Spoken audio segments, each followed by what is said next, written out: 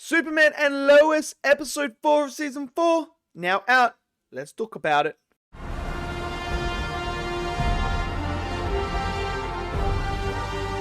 Okay, so the newest episode of season 4 of Superman and Lois is now out for you guys to go and check out.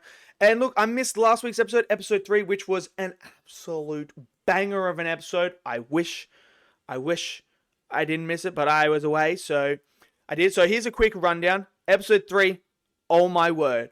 Talk about emotional.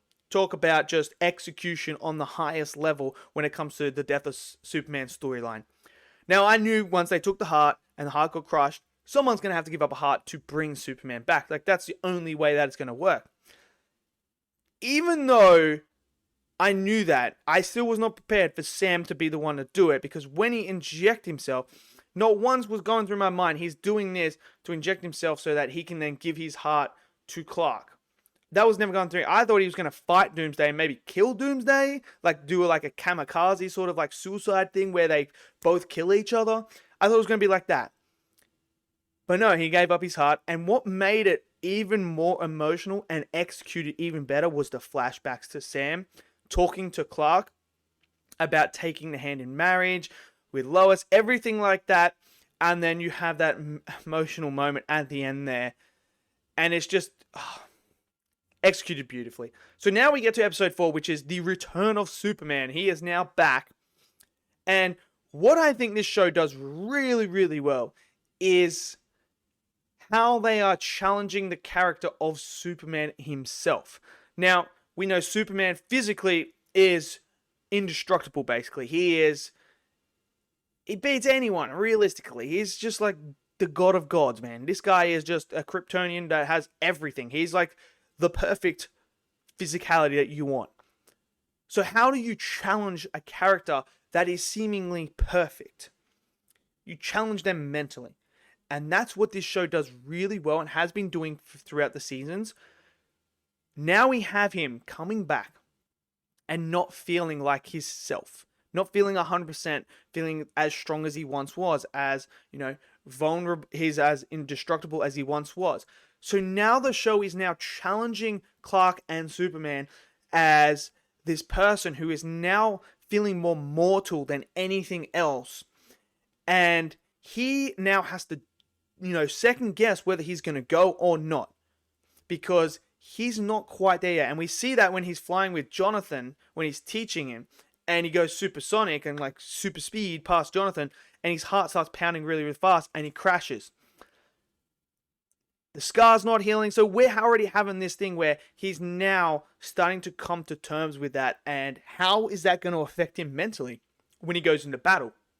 We get this moment where he does come save Jonathan, and we see that, but he does feel sore afterwards. So we're starting to see that effect. So I'm very interested to see what they're going to do moving forward with Superman and how they're going to deal with that.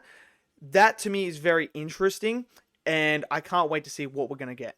Now, another thing in this episode that I absolutely loved is the stuff with Jordan.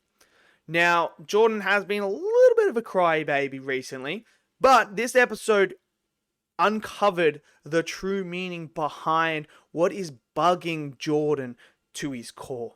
And it's not because Lois chose Jonathan, which in that moment, it makes sense why she chose Jonathan, because Jonathan didn't have powers at that time, and Jordan did. So Jordan is more likely to be able to handle himself with those powers than Jonathan is. And like she said, I couldn't tell where you are because I don't have the abilities like you do. So that is not the reason why Jordan is upset. He's upset because he feels like he failed. He wanted to be his father so badly and live up to that expectation. And when he failed at saving his dad, and then his grandfather had to sacrifice himself to save his dad, Jordan is now feeling the guilt that those two deaths are on his shoulders. It's his fault. And when he's having that conversation with his mother, with Lois, about that and how he feels, and Lois is like, this isn't your fault, this is Lex's fault. Lex is the one that's gunning for us all. This is not your fault. And I think this is a beautiful character moment and character development for Jordan moving forward, because now he's coming to the realization, you can be a hero, but you can't save everyone. And that is the big lesson here. And this is a theme that's run through Superman for the whole entire time through the comics and through superheroes in general. You can't save everyone. There's going to come a time where there's a person that you couldn't save. And it's about then moving on and saving the next person, trying to be better and better and better each time. So Jordan is learning that lesson, and he's now taking a step back from being a superhero. We get that really, really nice moment where he hands over the goggles and that to Jonathan, who is the naturally gifted one, as you can see throughout here. So you have that. And then you have one of the coldest moments of Jonathan where he's like, Clark's like, oh yeah, you know, talking about the Kessel Run. I love that, where he's like mentioning Star Wars and Fury Road and that. That was all funny. And he's like, when Jonathan says, oh yeah, you get bonus points if you can do it in 12 parsecs. And he's like, yes. I thought that was great. That is such a dad moment, like that proud moment when your son, like something that you loved says that and you're like, oh my God, finally it got through to him. But that moment where he just puts his hands out and falls back, it's so freaking cold and so awesome. But Jonathan is starting to learn as well that there's, you know, levels to being a hero. So I'm interested to see how we're going to develop him moving forward now that he's got his powers. I didn't actually expect him to get his powers last episode, I'm going to be honest. I thought we were going to get the whole entire season without him. But now he has it. So I'm interested to see how the dynamic's going to go. I have a feeling we're going to get a trio battle against Doomsday, which is going to be fucking awesome. Cannot wait for that. And then you have the stuff with Kyle and the wedding and Chrissy. And look, that's all the slice of life stuff, and it was good. You know, we've had these heavy themes already, you know, with the death of Superman, overcoming sacrifice, everything like that. So it's nice to have a little bit of a breather with Kyle and Chrissy and their relationship, diving into them, diving into Chrissy, why she's a bit anxious about marrying Kyle, and Kyle, you know, what is really at the heart for him and what he truly does not want to lose, and that's losing another family. And I think Kyle's coming around as a good character. The development's all there. So that was all great as well. Obviously, we didn't get any Lex Luthor stuff in here, but I mean, that's going to come, obviously. But we did get the ending where things are going on, the Daily Planet, everything like that. The Superman's back. Because obviously, Clark goes and saves Jonathan. Someone saw him in his Superman outfit. And now everyone is running headlines and that Superman is back. So next week's episode is going to be pretty insane with the Superman being returned. Lex is going to find out about that. Things are heating up, and I can't wait to see where we're going to go moving forward. So far, the storyline of the death of Superman here has been executed very, very highly.